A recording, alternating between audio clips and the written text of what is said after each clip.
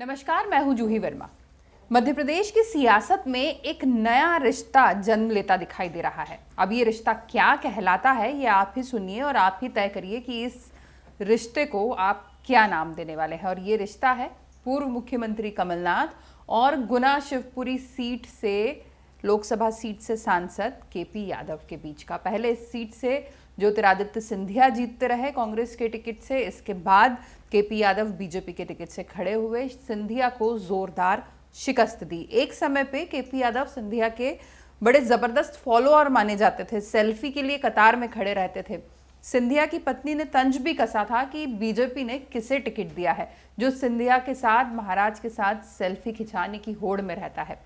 जिस वक्त प्रियदर्शनी राजे सिंधिया ने ये ट्वीट किया, उसी चुनाव में केपी यादव ने सिंधिया को हरा दिया। बाजी पूरी तरीके से पलट चुकी थी।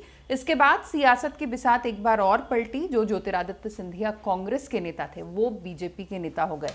जाहिर तौर पर अगले 5 साल बाद, यानी अब 5 साल नहीं बचे हैं, कुछ साल बाद जब लोकसभा का चुनाव होगा, तब ज्योतिरादित्य सिंधिया को उन्हीं की पारंपरिक सीट से टिकट मिलेगा या केपी यादव जो जीत कर वहां पर कांग्रेस के गढ़ को में सेंध लगाने में कामयाब हुए थे, उन्हें बीजेपी वापस टिकट देगी। फिलहाल तो ये सस्पेंस है और 2024 तक सस्पेंस ही रहने वाला है। इस बीच कमलनाथ ने केपी यादव से नजदीकियां बढ़ानी शुरू कर दी हैं।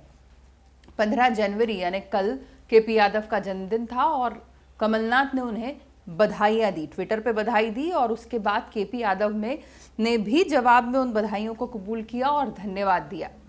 वैसे तो ये एक आम बात है, एक राजनेता दूसरे राजनेताओं के दुख में शरीक होता है तो खुशी में भी शामिल होता है। बधाइयों का सिलसिला, शोक का सिलसिला इसी तरह आगे बढ़ता है। लेकिन ये मामला इसलिए चौंकाने वाला है क्योंकि जब 1 जनवरी को ज्योतिरादित्य सिंधिया का जन्मदिन था, तब कमलनाथ की तरफ से उन्हें कोई बधाई नहीं दी गई थी। शायद जो पुराने मनमुटाव हैं, पुराने जो आपसी कलेश हैं, वो अभी खत्म नहीं हुए हैं और इतनी आसानी से बहुत जल्दी खत्म होते हुए भी दिखाई नहीं देते, क्योंकि कांग्रेस के साथ बहुत बड़ी चोट पहुंचाई थी ज्योतिरादित्य सिंधिया ने। कमलनाथ सरकार गिरी थी जिनकी वजह से, इसलिए शायद ये रिश्तों की तलखी बहुत जल्दी खत्म ना हो। पर केपी यादव से इस बीच नजदीकियां बढ़ाने के कई मायने निकाले जा रहे हैं सियासी गलियारों में। और ये जो बधाई और धन्यवाद देने का सिलसिला है, ये अगर 3-4 साल और कायम रहता है तो फिर इस इलाके की तस्वीर फिर से बदली हुई नजर आ सकती है। नमस्कार।